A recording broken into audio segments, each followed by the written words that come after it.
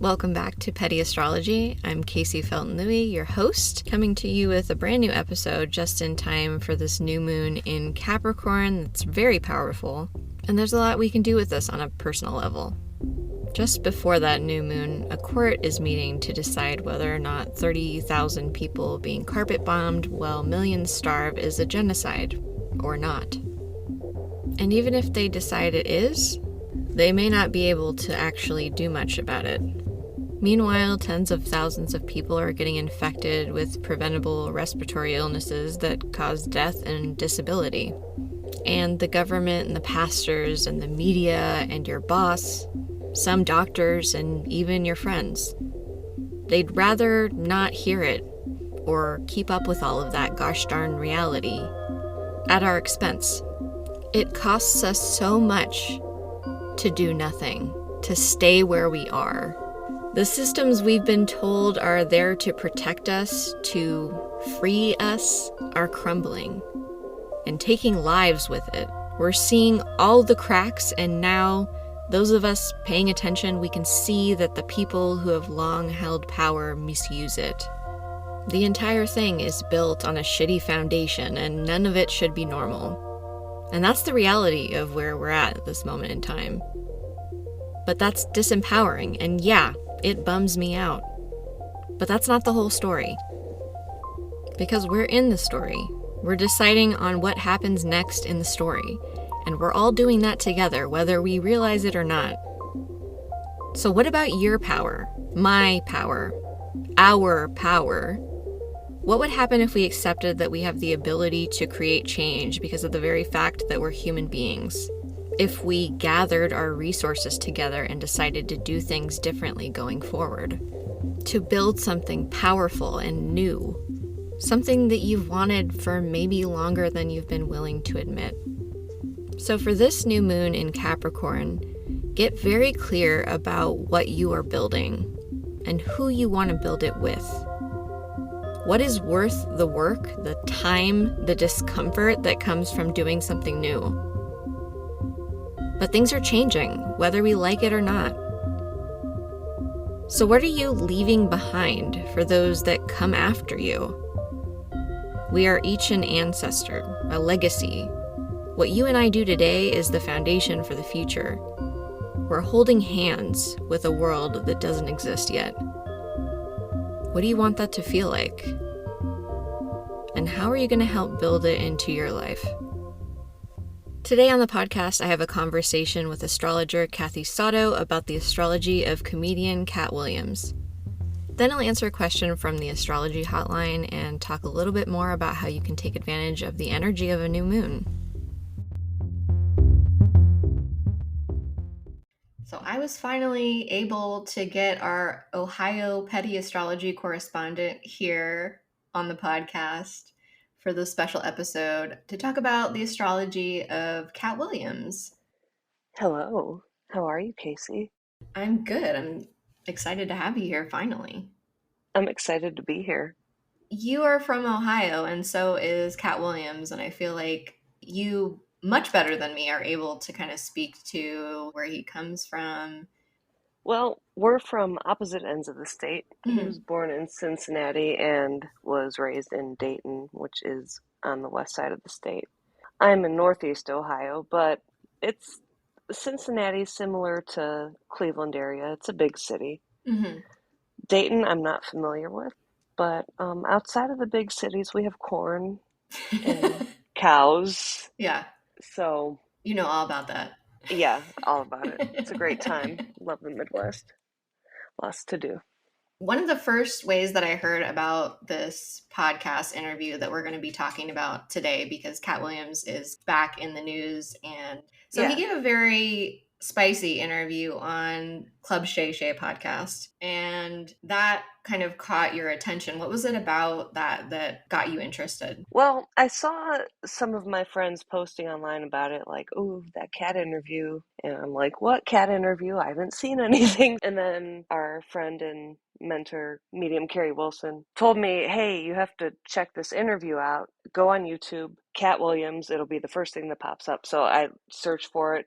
There's a almost 3-hour long interview with Katt Williams and this guy that I honestly have no idea who is. Now I know it's a former NFL player that now hosts a talk show. And within the first, I think it was 4 minutes, he had come out of the gate swinging. And I was just immediately sucked in. I had to watch this. And I really sat on the couch for 2 hours and 46 minutes watching this man spill the dirt on all of these people that have lied on him and manipulated him or the industry to get to where they are today. And I was captivated, Kaycee. It was mesmerizing. And then, of course, naturally, I had to know, okay, what are these man's placements? And one thing led to another, and now I'm on your podcast. So, I also got some other requests to talk about this specifically, which did you? I did.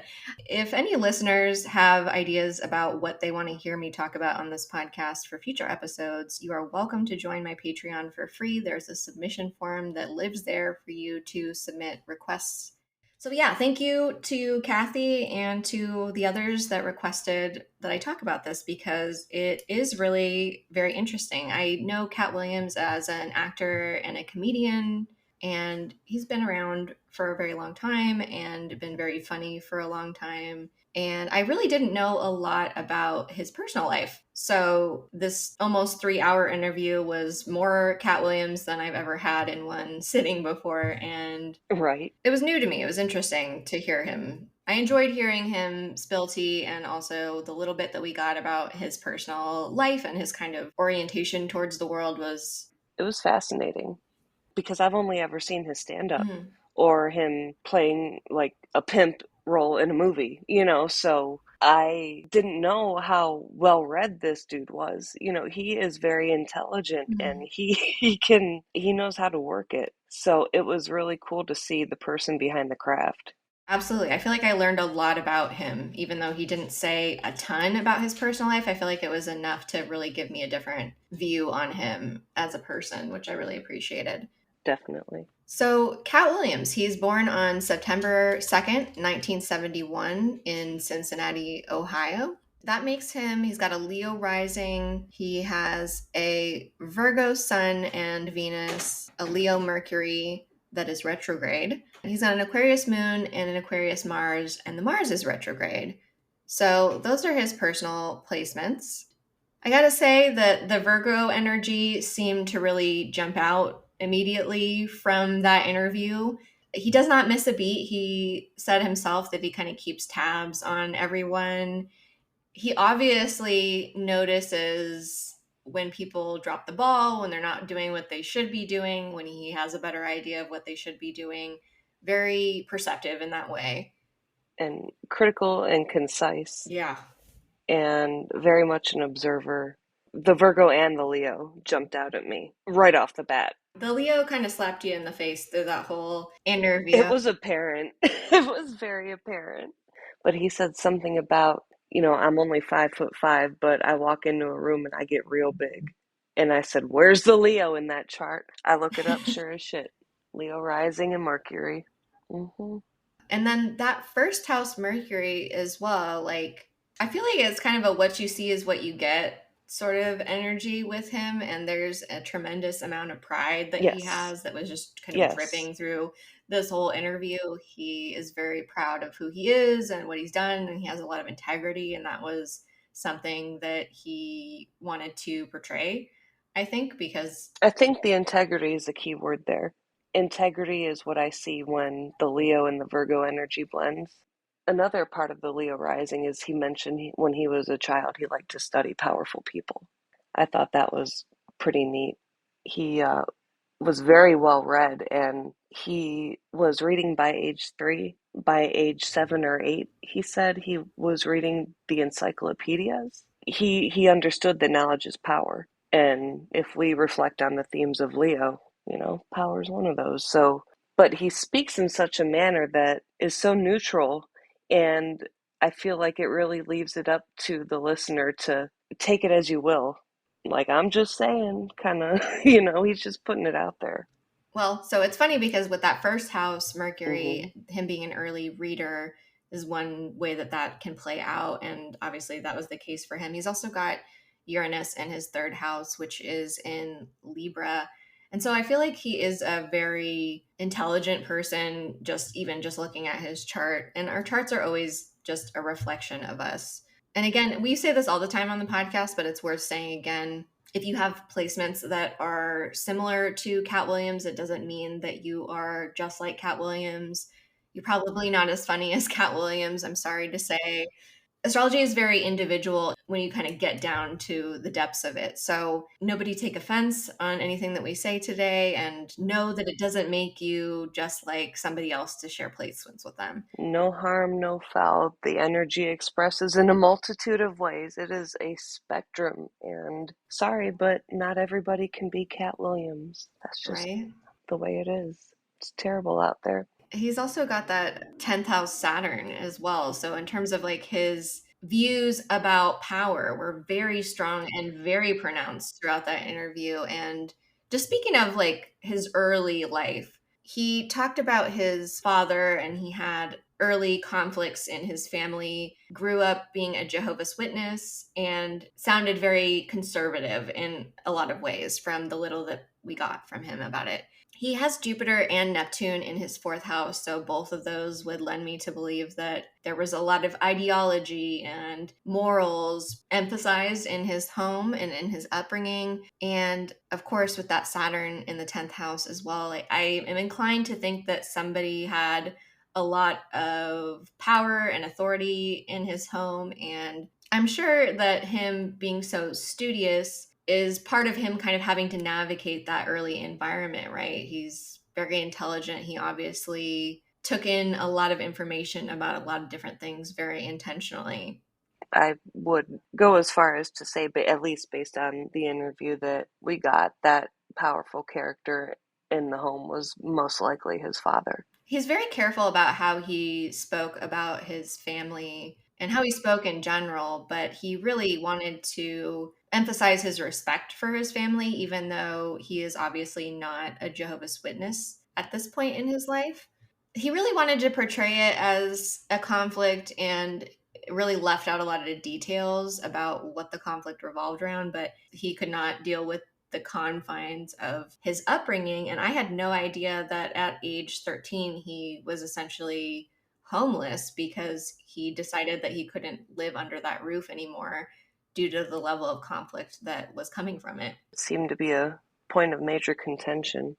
The way he speaks is very neutral, and I think that's another way his third house shines, which is Libra. He communicates very effectively, and I think that's very powerful because not everybody has that ability. Not a lot of Libra placements have that ability, Yeah. and I am one, and you know? you're pissed. Yeah, absolutely. But I really saw that come through when the host, he said something like, "So you and your father were in a fight." And Katt said, "We had an altercation." And then the host said it again. He said, "No, we had an altercation." And the host was backed off at that point. So he's very succinct in, "This is how I said it." And I respect that because well, you could probably speak to this better than I could. I think Hollywood is very boundary crossing when it comes to personal lives and family matters. And, I don't think we need to know everyone's family drama just because they have status and fame in Hollywood. Yeah. People may want to know about your daddy issues, but people don't need to know that kind of stuff. So I respect him for basically setting that boundary. I thought that was really powerful. Yeah. He has some Scorpio energy in that third house as well. So, a lot of Mm-hmm. discernment about what is being said and how it's being said. That flavor. He's got that Virgo Venus in the first house as well. So I think that helps out a bit in just how he presents himself. And with the Libra third house energy, I think he is very careful about how any person that he might be dealing with or any audience that he might be dealing with perceives what is being said. I think that is a strength of that kind of Venusian energy.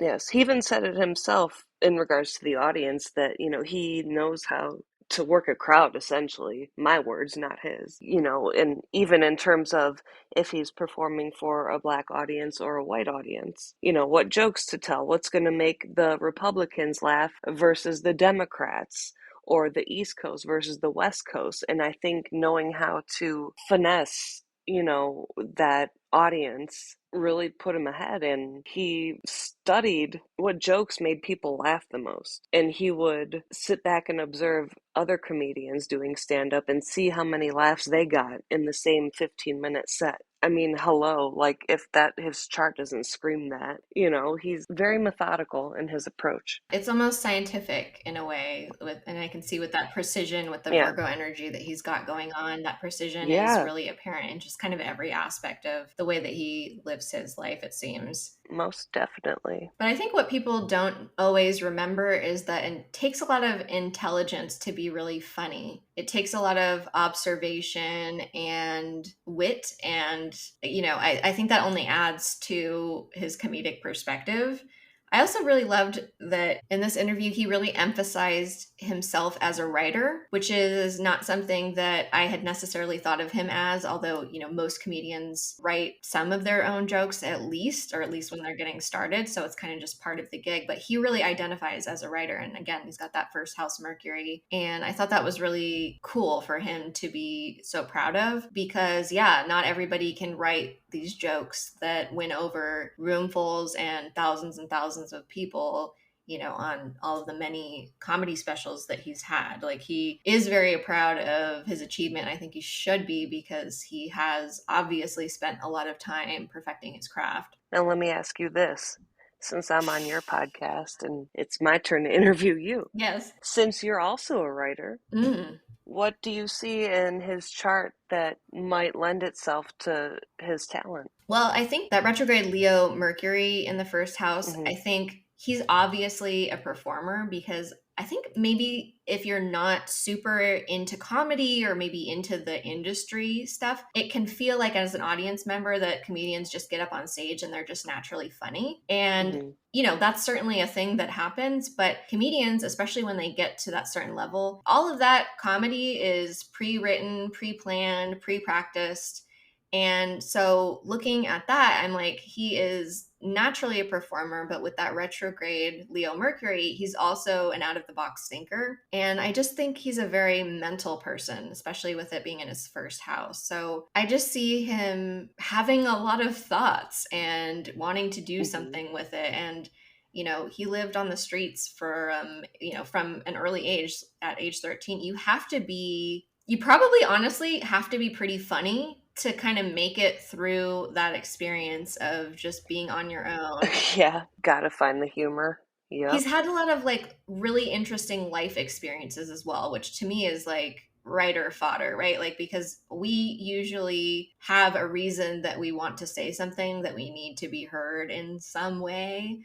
So I feel like that, and he's also got that, again, the Uranus in the third house is, to me, he's very inspired. I just see him having sort of epiphanies and ideas at all times. I think he has a very busy mind. And so it's what are you going to do with all of that thought, right? And he's chosen to channel it into comedy and other kinds of creativity. So can you imagine how that would manifest if the person in this chart didn't have a creative outlet? There's just so many possibilities. That's what I love about astrology. It could go so many different ways. Yeah. He's really pretty proud of the status that he's achieved, and I never got the sense that he was kind of putting the crown on himself. And it's kind of funny. It's the higher level expression of that Leo energy is you don't need to put the crown on yourself, because other people will just acknowledge you as being good at what you are. Exactly. And I feel like that was really evident in this, because his interviewer, Shannon, was saying, do you consider yourself a king of comedy and things like that? And he kind of sort of batted away and just kind of letting his history speak for itself rather than needing to talk himself up. He was like, look at what I've done and look at what I've earned. And, Yeah. It's funny because I do feel like that with that Virgo energy, there can be a modesty with it in a certain sense. It's yeah, you're right, but you kind of let the work speak for itself. Yeah, he laid out the facts and the timelines, and it did speak for itself. And I think where the modesty you mentioned comes in is he didn't open his mouth about any of this until he had the opportunity to speak out against whatever lies were said about him. Yeah, it seems like that was sort of the impetus for this interview, right? Hmm. Is that somebody Hmm. said, All of these people were on the same talk show, and that's why he told the host, "You have an unnatural allegiance to losers or liars," or something like that. so good. Because these people, like Steve Harvey, Cedric the Entertainer, etc., were on the same talk show and had mentioned Katt Williams in various instances and told untruths, and Ricky Smiley as well. Yeah, he said that his story about his being homeless was even stolen, essentially. So Yeah, he really wanted to set the record straight. And I feel like with that Leo energy, that's that pride and like nobody's gonna talk and be false using my name. Especially he's got his moon and Mars and North Node in the sixth house. I think he cares a lot about his work and his work ethic he sure and what does. he's doing. He seems like, He goes and gets it. yeah, and he's put a lot of time into his career, and he's gonna, he's not gonna let some industry boys club keep him from saying his truth. Absolutely not. And I think people are really drawn to that because, of course, this is a very competitive industry. And so people tend to tread lightly and they don't want to piss people off. And so Katt Williams just kind of came in and said, I'm going to just do me on this one. And he came with receipts and logic, and the rest kind of sold itself. It sure did. At the time of this recording, the interview has 39 million views. Almost 3 hours. I think also what is interesting to people is because the industry is the way that it is, there are these people that are on paper very successful, that have a lot of money, that have a lot of resources at their disposal, that aren't necessarily that talented. It's not an industry that is based on merit, and it never really has been. Has a lot to do with connections and who supports who. And I feel like this is a moment where Katt Williams is really highlighting that. He talks about how, people have each other's backs, and he has stayed outside of that and kind of done his own thing in that way. But him highlighting the fact that that is kind of just how things work, kind of also talking about industry plants, people that the industry have decided should be successful. They're going to put them in different projects. And with an industry with as many resources as the entertainment industry, it's completely possible for those people to be very successful and yet not really have an audience that got them there, right? So that is something that can happen. And he was definitely talking about that and alluding to that throughout the interview, which was very interesting. And, he did bring up like Harvey Weinstein, and which he said that Harvey, what did he say? He said he offered to suck his penis in front of a group of people. Yeah. He said that he did not do that.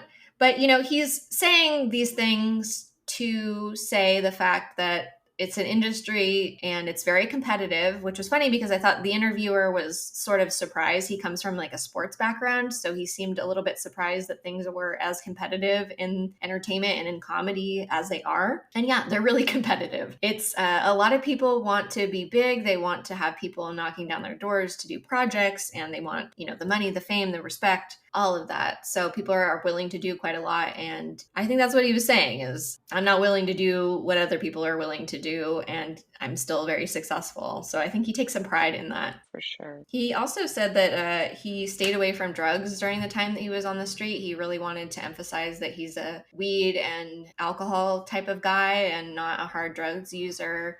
Out of his extensive record, there are no well, there's marijuana charges, but I mean, whatever. There are no drug charges. It made more sense because I didn't know about his criminal record until I was researching for us to have this conversation. And it makes sense looking back at that interview why he kept saying that, because if you look at his criminal record, you might be like, what's going on with this guy? Yeah, what is he on? yeah. Like, I can see why he felt the need to make it explicit. Like, I'm not a hard drugs user. I think he said 20 blunts a day, which I was like, damn, dude. That's chronic. That's Yeah, he's for real. He's for real smoking that weed. He said he tried to join the Marines, but he was underage and he wasn't able to get around that. So he moved around. He was getting jobs selling stuff to kind of survive. He said Cedric the Entertainer looks like a walrus. That was so funny. And he's talking about how people are being told that somebody is an attractive man and they're not attractive. And he was just going for it. I really enjoyed because as they're being interviewed, there was that cognac on the table. Yeah. It seemed very promotional. I feel like over the course of the interview, you just see him getting looser and looser with the cognac. You sure do. He seemed pretty buzzed by the end of it. He is all the way relaxed on that couch by the end of the interview. Oh, yeah. It seems like even from going from homelessness to being extraordinarily wealthy, he actually said that his net worth, if you look it up, is lower than what it actually is, because he was like, yeah, they're saying my net worth is this, and my last Netflix special, they paid me more than that, so it doesn't really make sense. I believe that. I mean, how could the internet possibly be at least accurate or up to date at the very least? One of the things that he said that I thought was really interesting was that when he performs in a city, that he will go out and kind of give people what he called tithes, which is, if you're not from a religious background, tithing is a church thing where you give like usually about 10% of your income to the church. 10%? I know. Yeah. That's too much. Yeah, that's usually it is high. That's what the background that I came from, the evangelical background that I came from, it was about 10%. It's kind of what people thought was like a good, fair amount. But he said that his tithe is when he performs in a city, he'll go and give money to unhoused people, give them resources financially, like take a portion of the money that he earned performing in that city and give it to them, which I thought was Love that. yeah, and it really, knowing his history and knowing his background, it seems like he hasn't forgotten where he came from in that regard. No, and he stays local. When he tours, he even said, like, I'm in your city. Wherever the hottest club is in town, that's where you'll find me that night. I think it's really neat that he supports local communities wherever he goes. Yeah, I think he enjoys doing good things. And I feel like that is another higher expression of that Leo energy, is that generosity, that warmth, and wanting to convey that to the world, even to people that are just meeting you. So I think he takes himself very seriously in a certain way, like again, that integrity that... Even though I've never seen an interview or a prior interview with him, I just get the feeling that we're getting a wiser Katt Williams now. He's what, 51, 52 now? I think he's 52. I think that would bring a lot of wisdom on life and the industry. I don't know, I just see time being very valuable, time and experience being a very valuable thing. I found his reflections to be very insightful. I love when someone pulls the truth out. That's always refreshing to me. I love that shit. One thing he said that I thought was really interesting was that he, in talking about like cancel culture and comedians changing their language to kind of meet the times and changing expectations. And he said that it was okay to change your language with the times. And if people don't like a word, it's okay to not say that word anymore and say something else, which I thought was a very mature position for him to take. I think, yeah, I don't know. I feel like a lot of comedians get asked those kind of questions these days because it's sort of a hot topic, and I think people want those sound bites. But the fact that somebody that is as funny as he is okay with adapting to the times, I think is a mature position. I think it's the right position if you're asking me, because things do change, and I think it ages people, and I think it makes people less funny when they're like refusing to move forward, right? Like it's like a stick in the mud. Yeah, and that speaks to his Aquarian energy to me. Like he's not afraid of progress. He's got that Aquarius moon and Mars. He doesn't need to do the same thing all of the time and expect it to work. In fact, I think that he benefits from moving forward and being inspired, right? Because you should be inspired by the current moment, right? Not what was going on 20 years ago in most cases, right? I think the most relevant comedy is, truly relevant to the moment. I really loved that he said that very blatantly. One of the things that I also thought was funny is he said that, I didn't know prior to this interview that he has 7 kids? 8 and 7 are adopted. 8 kids. Yeah, he's got a lot of kids. So the fact that he's adopted so many children, I'm curious how he came to adopt so many children, because I can almost see him meeting people or, meeting kids that didn't have a good living situation and kind of taking them under their wing. He kind of said so much about Nick Cannon, who he apparently has a pretty close relationship with. He said he's known Nick Cannon since he was 14 years old and he was an adult at these comedy clubs. And I guess Nick Cannon would be there. And so he has this very it almost seems like parental relationship with Nick Cannon. So because he was talking about that, it really made me think I'm curious how he came to adopt so many kids, because I could almost see him feeling I don't know, I could almost see it happening, just children coming into his life and needing a parent and him deciding that he was the one for the job. So I don't know. I don't know if that is the case, but that was the vibe that he gave off. I could see that. Oh, one of the other things I want to talk about is that, so he has all these kids, right? But he says over and over he's a single parent. And so he is almost, I would say, aggressively unmarried. And, they talked about women and his love for women a lot in this interview. He apparently prefers to employ women. He finds that they're better at most jobs. He prefers the company of women. That's another thing he and I have in common. Yeah, he's not wrong, maybe. He's like, if I have to hear two people talking in the corner, I would prefer it to be women. So he has an interesting relationship with women, it seems, and he has never been married. He made that very clear in the interview. When there was some confusion about him potentially having been married once, he was like, I have never been married.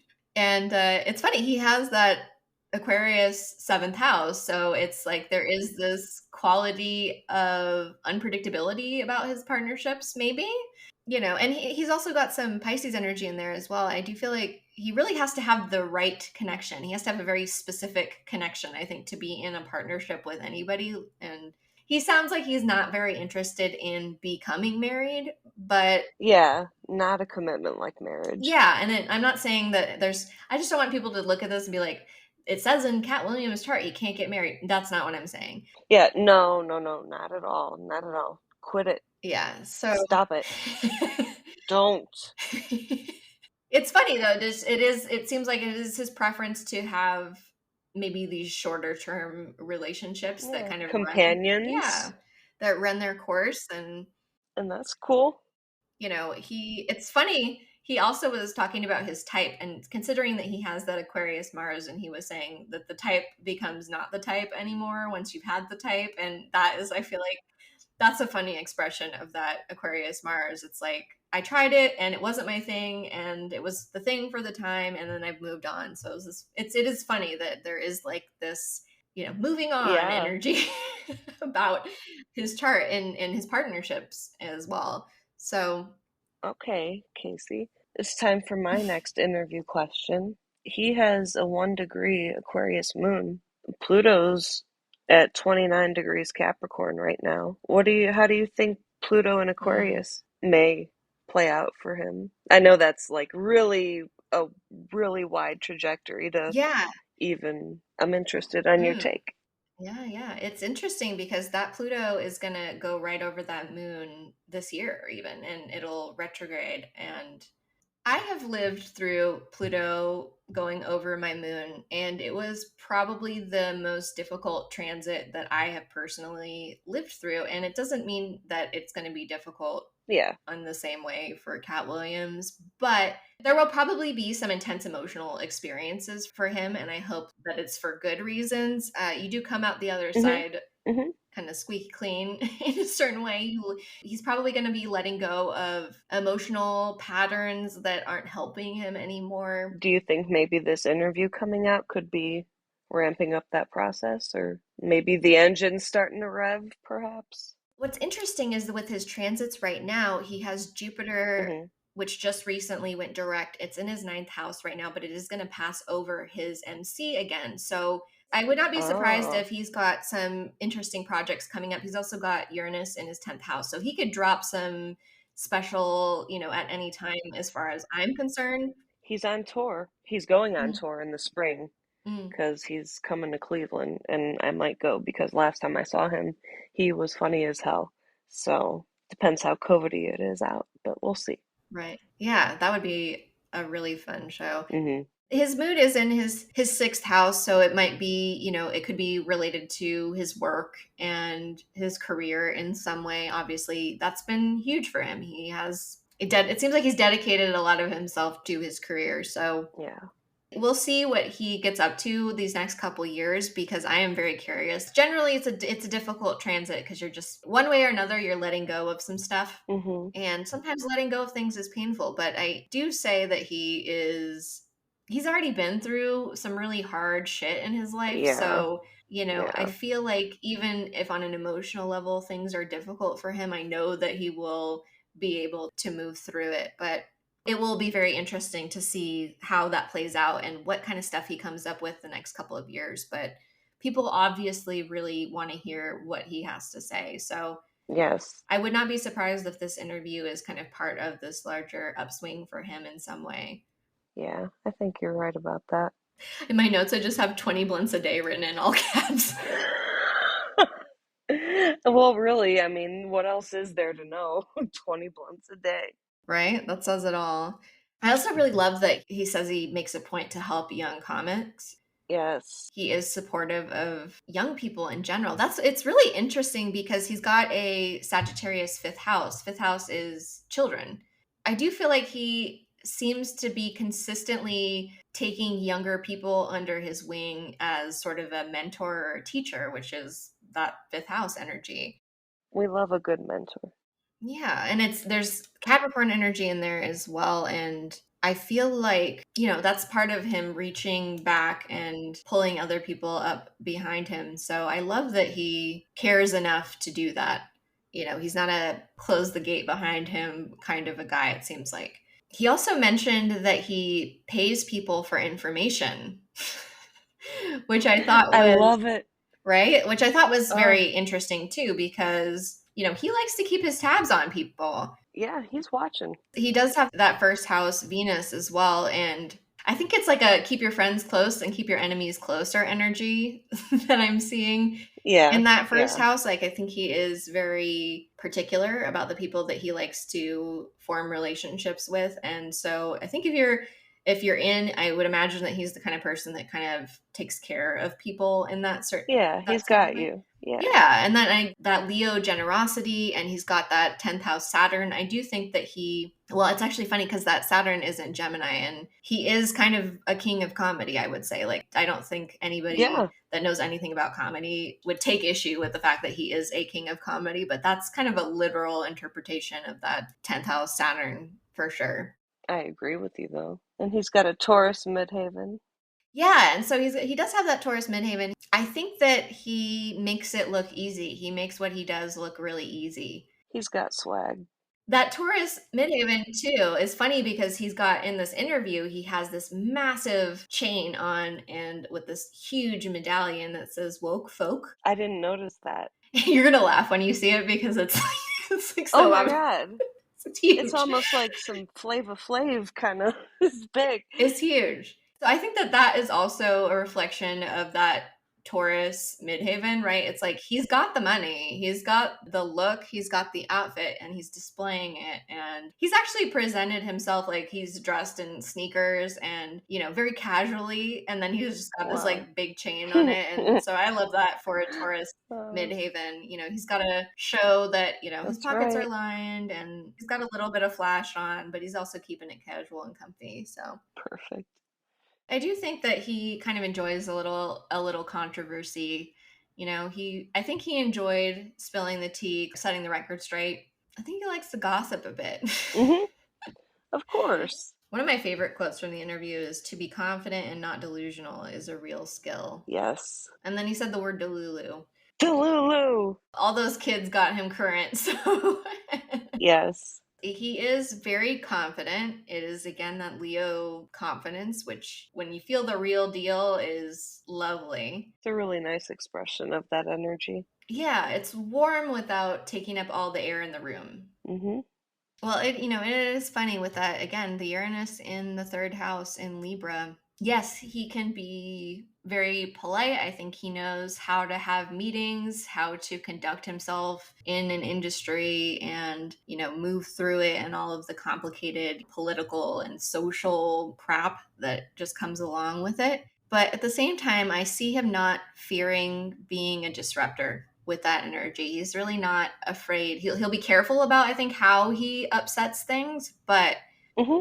I don't think he is afraid of disrupting people's ideas of what reality is, especially when it has to do with justice and fairness, right? With that Libra.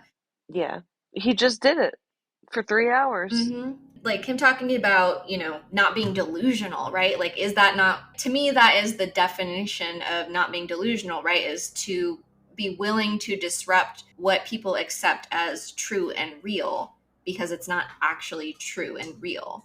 I think in that sense, like, he is happy to be the controversy when it's for good cause. Yeah, and he can control it that way as well.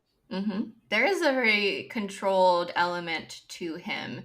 I think that goes back to that Virgo energy. He is going to be very particular about how he presents himself and what he reveals. He's got a Cap sixth house, so he's about it. He's a businessman. Because of that, he understands how it works. And I also think that he's unwilling to do certain things just because it's business. He has his own boundaries. He had a rape scene written out of one of the Friday movies. He refused to play the role as it was written. He, and I quote, said, "Rape is never funny no matter who it happens to or what the circumstances are." He told them, "I guarantee you I will make this movie funnier if it does not involve a black man getting raped in a bathroom." And they didn't do it, and then Ricky Smiley took the role, and And then we got this interview. So mm-hmm, thank you, Ricky Smiley, for that. right. I love that he did that because this is an industry where stuff like that can be really hard to do, especially back then. Yeah, So I love that he used his power for a good reason. yeah, It's not easy to come back to people like, hey, I got to change this. I don't want to do this, especially when it's something that is like a moral issue. yeah, It's very touchy, and things in this industry can kind of change really fast depending on what viewers decide is acceptable and what becomes right. controversial. So I feel like that was well before the Me Too movement, right? Like Oh, yeah. that was like he was ahead of Years his ago. time in Years that ago. way. And that's also that Aquarius in the sixth house with his moon and his Mars there, and also his North Node. Like, he actually, with that North Node, he is here to be a disruptor of the work that he does. He is supposed to push the narrative forward. That is what he came here to do in this lifetime from an astrological perspective. And he's got that Mars right conjunct it. So, him pushing things forward, upsetting these apple carts for a good reason, is part of his purpose.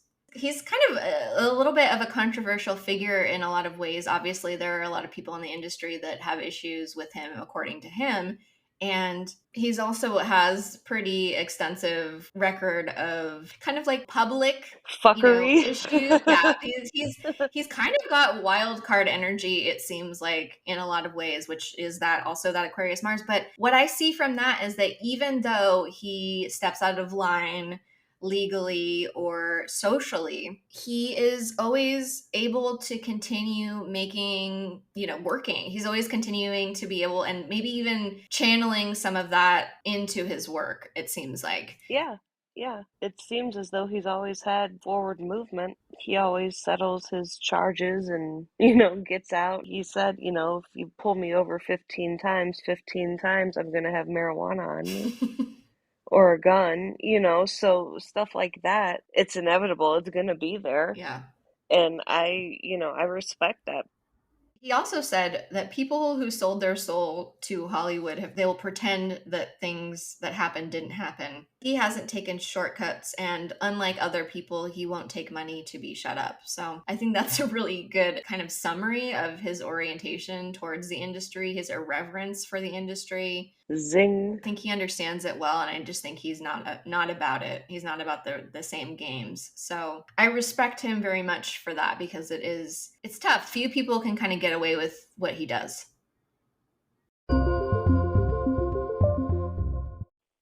You have one unheard message. First unheard message sent yesterday at 7:15 p.m. Hey Kaycee, I wanted to know, how can I protect myself during COVID and stay safe without compromising my social life? Because if I don't have that, I'll probably get really depressed. Anyway, thanks. End of message. To delete this message, press 7. Well, I think you must be pretty intuitive because the timing of this question is perfect for this episode, so thank you for that. So for listeners who don't already know, in the United States, we have the second highest levels of COVID that we've had through the entire pandemic, even though people largely seem to have kind of left this moment behind. Looking at your chart, you have a Cancer rising, and so with that energy, you are very sensitive on a physical level. There's an ebb and a flow, so when you're tired, you get really tired. You're done. And for people that get COVID, I hear over and over and over that fatigue is one of the major symptoms. And we have a lot of science now that says that the more times that we get infected with COVID, the more likely we are to develop long COVID, which causes a lot of chronic fatigue. All this to say is that it's better for you and anyone else listening to just not get COVID in the first place, but especially you because of your energy levels being so variable. And looking at your chart, you've got this Gemini Venus. I know that your friendships are really important to you. It's in the 12th house. You've also got Neptune in your 7th house of partnerships. I see you having a pretty spiritual connection with these friendships of yours, and so I can see why they are so particularly valuable to you.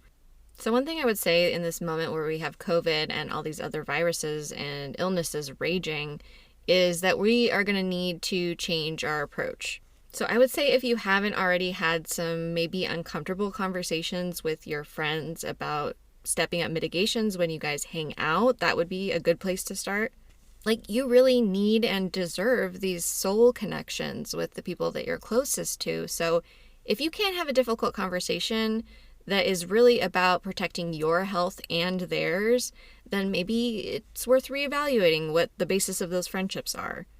It helps, of course, if everybody masks when they're around other people in public, or you guys can wear quality masks when you're hanging out, try to do more outdoor hangs, or when you are hanging out inside, make sure that there is good ventilation at the very least. There's air filters and all kinds of stuff now. I'll post more about that on my Instagram because I don't want to take up all this time just talking about like layers of COVID protection, and there are a lot. There's like nasal sprays and mouthwashes and all kinds of stuff now that we can add to help us keep healthy. But I don't know if you remember early on in the pandemic when we were mostly inside our houses and people were still taking this stuff seriously. I remember having really fun hangouts like on Zoom with my friends. Like, why don't we bring that back? I feel like I was much happier back then. And I get it, like Zoom is not the coolest place to hang out. It's usually much more fun to be in person if you can. But the thing about friendship is that we should want to take care of each other for the long haul, right? Like, I am concerned about my friends continuing to get sick. And with your chart, you also have a second house sun. I think that you love very hard. And so isn't taking care of somebody on this very basic level this act of love, really, when you get down to it? And I don't know why we aren't framing it this way, because when we kind of get to the nitty-gritty of things, like that is why I continue to mask and protect myself and others. It comes from a place of love. So I would reframe it for yourself that way. Like, yeah, it can be annoying to wear a mask when you've been wearing it all day at work. So when cases are high, we can do more stuff online. It's a better idea to hang out outside if you can, but just know that you can still transmit COVID and other stuff because it hangs in the air, even if we're outside. So we still want to be careful with that. And if your friends aren't down to take care of each other in this way, then I think maybe it's time to branch out and meet some new people. You have Jupiter in your 11th house, so I know that you're more than capable of networking. Now we have the internet, and there are also these things called mask blocks popping up all over the country and probably all over the world too, where people that are organizing around COVID do advocacy and help provide COVID supplies like tests and masks to people that are having trouble affording them or accessing them. And even if you've never done anything like that before or it's new to you, there are other people that are in that exact same position right now. But oftentimes people that are in these groups care a whole lot about people and want to protect themselves and others. So there's a lot of opportunity to make these really strong connections with people who have big hearts. This new moon is actually happening in your 7th house, which is commitments and partnerships. And it's actually a really good time to set intentions for yourself on how you want to commit yourself. Like, what kind of partnerships and friendships are you trying to grow? And it's in Capricorn, so I know you want your friends to stick around for a long time, and you probably have a lot of friends that you've known for years and years and years. So I say just be really honest about what you need and what you want from your friends, and hopefully there's at least room for conversation to where you can figure out mitigations that help both people stay safe. A lot of people seem to treat COVID precautions as like, oh, we want everybody to stay inside and not make friends and not see each other and just be sad and miserable. And that's not it at all. It's like the opposite. If we actually took care of each other, we could have a lot more social time and we wouldn't have to be living like this. But unfortunately, the government has really let us down, and it's kind of an every man for himself situation. So the more that we can join together with the people that we care most about and kind of spread that, the better off we all will be, and the more fun we're going to be able to have with our friends, right? We got to think long game here. We got to be in it to win it together. That's how we move forward. We're going to have to be a little bit more blunt about the reality of the situation that we're in and kind of be radical about how we're going to love each other and demonstrate that love for each other in very practical ways. So I hope this advice was helpful and that you and your friends are able to stay safe and healthy. If you'd like to submit a question for a future podcast, we've got an astrology hotline for members of the Petty Astrology Patreon. I'll put the link in the show notes. This week, in preparation for this January 11th new moon, I had my very first circle meeting with members of my Patreon. I explained the energy of the new moon and how it's this really powerful opportunity for us to move forward if we take advantage of it. If we look at the places where we could have embraced our power a little bit more, where we could be honest about the ways that we've been limiting ourselves and telling ourselves that growth isn't really possible for us. So I went through the energy and I had a bunch of questions for us to reflect on as we were kind of coming up with the ways that we want to use this new moon energy to plant seeds of intent, especially based on where this new moon is happening in our personal astrology charts. Each of us has our own lives and our own perceptions and ways that we're experiencing this current reality. And it was really nice to come together with shared intent and support each other in just like moving forward. So I'm really looking forward to doing it again next month and the month after that. And just like watching how that energy evolves over the course of 2024. How each one of us progresses and seeing each other's manifestations come true. And being surprised by things manifesting that maybe we didn't even realize we wanted. So it was a great experience. I'm so thankful for the people that were there and shared and were open and vulnerable and made it such a safe space. If you'd like to join us for our next meeting, you can head over to Patreon. It is the New Moon Manifesting Circle, and we meet every month. So I'm wishing you a very happy new moon and step into the power. Don't be scared. I am sitting in my closet right now, very physically uncomfortable because I want to do something that is new to me, this podcast, right? So if I can do it, you can do it. All right? Let's keep that accountability with each other. I'll keep you posted on mine. This episode of Petty Astrology was produced by Lori Rivers and Elena Tunder and brought to you by my sponsors over on Patreon.